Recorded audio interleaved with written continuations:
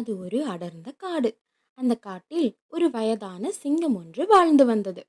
வயதாகிவிட்ட காரணத்தினால் அந்த சிங்கத்தால் வேகமாக ஓடவும் வேட்டையாடவும் முடியவில்லை. அதனால் சாப்பிட எதுவும் கிடைக்காமல் அந்த சிங்கம் மிகவும் சிரமத்திற்குள்ளானது. சிங்கமும் எத்தனை நாட்கள் தான் இப்படியே இருப்பது, சாப்பிடுவதற்கு ஏதாவது செய்தாகணுமே என்று யோசித்தது. அவ்வாறு யோசித்துக் கொண்டிருக்கும் அந்த வேளையில் அப்பாதையின் வழியே ஒரு குள்ளநரி வருவதை கவனித்தது.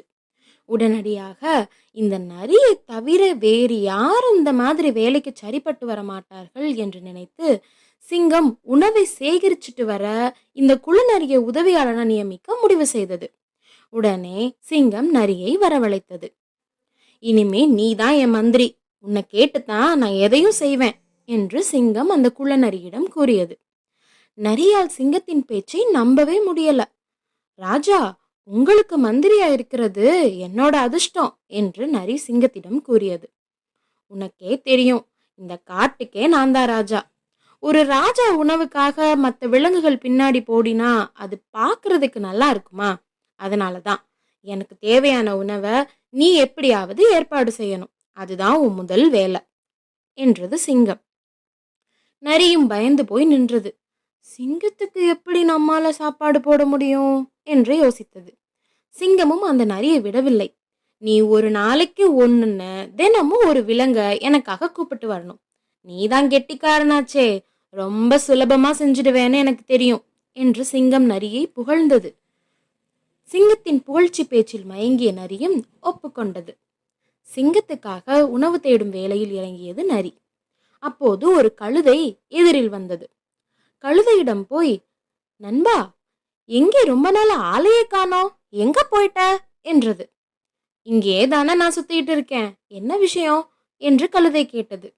நீ ரொம்ப அதிர்ஷ்டக்காரன்தான், நம்ம காட்டோட சிங்கராஜா உன்னை முதல் மந்திரியா தேர்ந்தெடுத்திருக்காரு என்றது.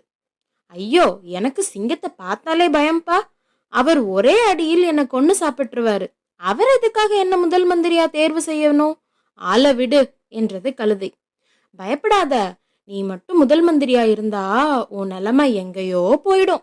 ராஜாவுக்கு அடுத்தபடியா நீதான், எல்லா விலங்குகளும் உனக்கு மரியாதை தரும், ஏதாவது காரியம் ஆகணும்னா உன் பின்னாடிதான் வருவாங்க என்றது நரி. அப்பாவியான கழுதை நரியின் பேச்சை உண்மை என நம்பியது. சிங்கத்தை பார்க்க நரியோடு சென்றது. நரியும் கழுதையும் சிங்கத்தின் இருப்பிடத்தை அடைந்தன. சிங்கம் கழுதையை பார்த்து சிரிச்சுக்கிட்டே, வா நண்பா, இன்று முதல் நீதான் என் முதல் மந்திரி என்று கூறியது. கழுதையும் மகிழ்ச்சியில் துள்ளி குதித்தது.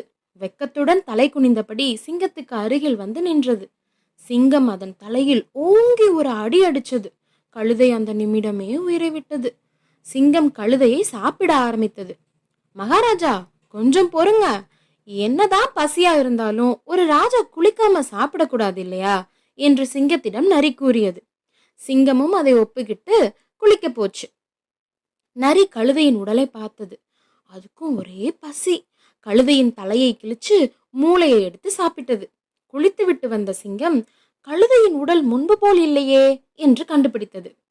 கழுதையின் தலை ஏன் கிழிந்துள்ளது, உள்ள ஒண்ணுமே இல்லையே என்று சிங்கம் கேட்டது. என்ன மகாராஜா, உங்களுக்கு தெரியாததா, கழுதைகளுக்கெல்லாம் மூளையே கிடையாது என்று நரி சிங்கத்திடம் கூறியது. சிங்கம் நரியை நம்பவில்லை. அது எப்படி மூளை இல்லாம இருக்கும், நீ பொய் சொல்லாத என்று சிங்கம் கேட்டது. கழுதைக்கு மூளை இருந்திருந்தா என் கூட வந்திருக்குமா என்று நரி சிங்கத்திடம் கேட்டது. நரி சொல்வது சரிதான்னு சிங்கமும் அமைதியாகியது. உண்மையாவே இங்கு மூளை இல்லாதது சிங்க மகாராஜா தான் என்று நரி மனதிற்குள் நினைத்து சிரித்தது.